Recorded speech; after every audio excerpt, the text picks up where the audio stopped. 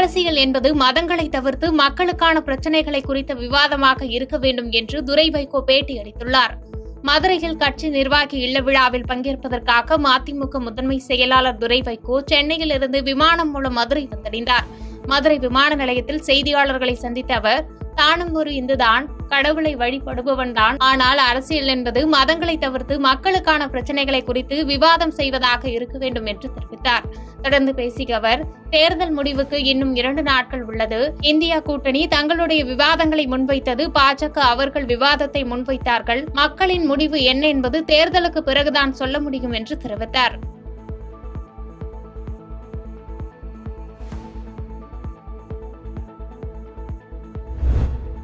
மகளிர் சுய உதவிக்குழு மூலம் கடன் வாங்கி நிலுவைத் தொகையை கட்டுமாறு கேட்டதற்கு இரும்பு ராடால் தாக்கப்பட்டு பெண் ஒருவர் உயிரிழந்த சோகம் அப்பகுதியில் பரபரப்பை ஏற்படுத்தியுள்ளது.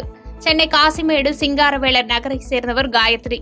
இவருக்கு திருமணமாகி கணவன் மற்றும் 3 ஆண் குழந்தைகளுடன் வசித்து வருகிறார்.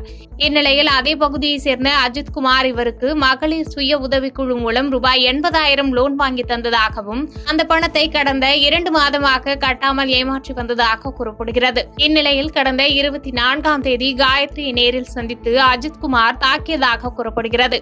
இதில் காயம் ஏற்பட்டு மருத்துவமனையில் சிகிச்சை பெற்று வந்த நிலையில் தற்போது அவர் உயிரிழந்ததால் காசிமேடு போலீசார் அஜித்குமாரை கைது செய்து நீதிமன்றத்தில் ஆஜர்படுத்தி புழல் சிறையில் அடைத்தனர்.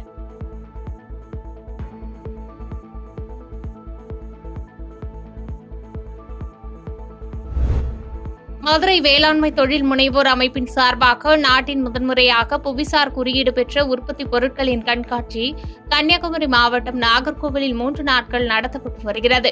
இந்த நிலையில் தமிழ்நாட்டில் புவிசார் குறியீடு பெற்ற பட்டியலில் தஞ்சை மாவட்டம் முதலிடமும் கன்னியாகுமரி மாவட்டம் 2வது இடமும் பெற்றுள்ளதாக தமிழ்நாடு வேளாண்மை பல்கலைக்கழக இயக்குநர் சோமசுந்தரம் செய்தியாளர்களிடம் தெரிவித்தார். இந்தியாவில் 650 பொருட்களுக்கும் தமிழகத்தில் 70 பொருட்களுக்கும் புவிசார் குறியீடுகள் பெற்றுள்ளன என தெரிவித்த அவர், புவிசார் குறியீடுகள் பெற்றுள்ள பொருட்களுக்கு பொதுமக்கள் மத்தியில் நல்ல வரவேற்பும் கிடைத்துள்ளதாக தெரிவித்தார். 3 நாட்கள் நம்ம புவிசார் குறியீடு பெற்ற பொருட்களுக்கான ஒரு கருத்தரங்கும் ஒரு செயல் விளக்கம் கண்காட்சி இன்றைக்கி ஏற்பாடு செய்யப்பட்டிருக்கிறது. வெள்ளி சனி ஞாயிறில் இது நடைபெறுகிறது. மதுரையில் இதனுடைய ஃபஸ்ட் எடிஷன் நடந்துச்சு. ரொம்ப வெற்றிகரமாக இருந்தது.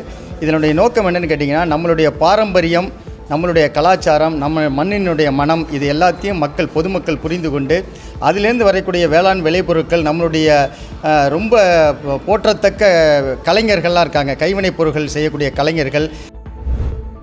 சின்னசேலம் அருகே சுற்றுலா சென்ற வேன் கவிழ்ந்து விபத்துக்குள்ளானதில் வேனில் பயணித்த 18 நபர்களுக்கு சிறிய காயமடைந்த நிலையில் ஒருவர் உயிரிழந்தார். கள்ளக்குறிச்சி மாவட்டம் சின்னசேலம் அருகே உள்ள நாகுப்பம் பகுதியைச் சேர்ந்த 25க்கும் மேற்பட்ட இளைஞர்கள் ஒகேனக்கல் பகுதிக்கு சுற்றுலா செல்ல டிராவல்ஸ் வாகனத்தில் இன்று காலை புறப்பட்டனர். வேன் கிளம்பிய சிறிது நேரத்திலேயே அதே பகுதியில் உள்ள ஏரிக்கரை அருகே சென்று கொண்டிருந்த போது ஓட்டுநரின் அதிவேகத்தால் கட்டுப்பாட்டை இழந்த வேன் ஏரிக்கரை பள்ளத்தில் கவிழ்ந்து விபத்துக்குள்ளானது. உள்ளே சிக்கியவர்களை அக்கம்பக்கத்தினர் மீட்டனர். 18 நபர்கள் காயத்துடனும் ஒருவர் உயிரிழந்த நிலையும் 108 ஆம்புலன்ஸ் மூலம் கள்ளக்குறிச்சி மருத்துவக் கல்லூரி மருத்துவமனைக்கு அனுப்பி வைத்தனர். மேலும் விபத்து குறித்து அறிந்த சின்னசேலம் போலீசார் சம்பவ இடத்திற்கு விரைந்து வந்து விபத்துக்குள்ளான காரணம் குறித்து விசாரணை மேற்கொண்டனர்.